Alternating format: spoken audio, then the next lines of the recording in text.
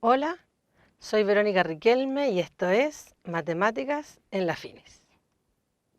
En este video vamos a ver la forma polar de un complejo, polar o trigonométrica de un número complejo. Entonces debemos recordar la trigonometría que aprendimos en el curso pasado. Ahora primero, un número complejo dijimos que era de la forma a más b por i. Podríamos decir primero que es su forma canónica, ¿cierto? Va a ser el complejo para poder graficarlo, ¿cierto? Como un par ordenado, A, B, donde A dijimos que era la parte real y B es la parte imaginaria. Eso quiere decir que nosotros podemos tener, ¿cierto?, un plano donde este eje horizontal es el eje real y el eje vertical es el eje imaginario. Por lo tanto, este número complejo A, B, yo lo puedo escribir aquí, ¿cierto? Ahí, como un punto. Ese es el A, B. En realidad, ¿cierto? Deberíamos dibujarlo casi como un vector. Y así nosotros tenemos la forma canónica, A y B. Todas las operaciones que nosotros ya vimos. Ahora, si es que yo quisiera escribir la forma polar o trigonométrica, ¿cierto? Nos vamos a recordar, dijimos, de la trigonometría que ya hemos visto. Entonces, la forma trigonométrica va a ser, ¿cierto?, un ángulo teta, ese ángulo que está ahí, que es el que hace, ¿cierto?, el número complejo con el que se forma entre el eje real y el número complejo. Esto es igual, muy parecido, ¿cierto?, al plano cartesiano. Sabemos que la parte real positiva está aquí, la negativa está acá, imaginaria positiva allá, imaginaria negativa acá.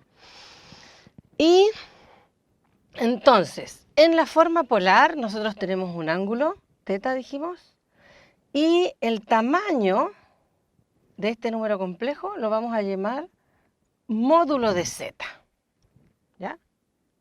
Que es el tamaño. Si es que nosotros formáramos, esto es como para deducir las fórmulas, ¿cierto? Y no darlas solamente como una fórmula, nosotros podemos recordar esto, ¿cierto? ¿Cuánto mide? Mide A, y esto mide B. Entonces recordemos, el coseno de un ángulo en un triángulo rectángulo es el cateto adyacente partido por la hipotenusa, que sería el módulo de z. Eso quiere decir que A es igual al módulo de z, esto pasa multiplicando para allá, por el coseno del ángulo, ¿ya? Y si yo quiero calcular el seno de teta, va a ser, el seno es el cateto opuesto, partido por la hipotenusa. Por lo tanto, B, la parte imaginaria del complejo, va a ser módulo de z por el seno de teta del ángulo. Entonces ahora nosotros podríamos preguntarnos, ¿cierto? A, B, forma canónica, y de esta forma nosotros podemos escribir un complejo. Entonces nosotros podríamos decir que la forma z igual a más b por i canónica es igual a el módulo de z por el coseno del ángulo más el módulo de z por el seno del ángulo por i. Si factorizo por el módulo, me quedaría coseno de teta más i seno de teta. Y esta es la forma polar o trigonométrica de un número complejo.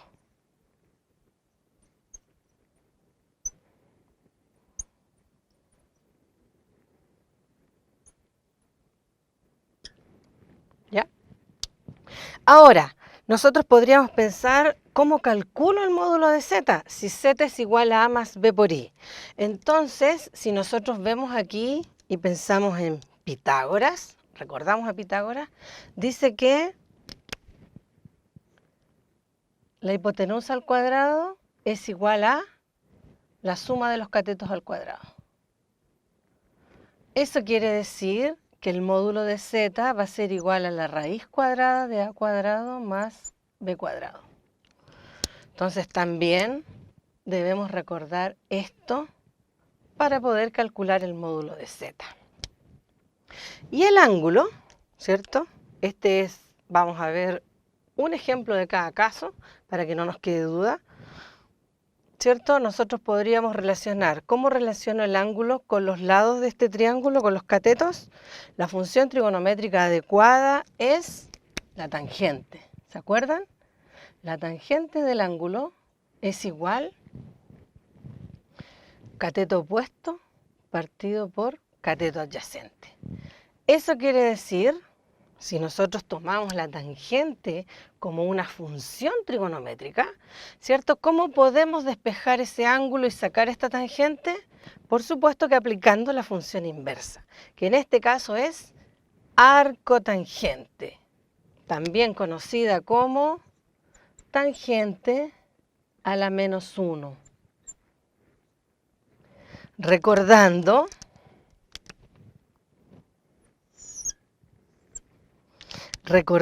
que este menos 1 tiene que ver con inversa, función inversa, no es una potencia, ¿ya? Para que uno diga 1 partido de la tangente, no, eso no sería.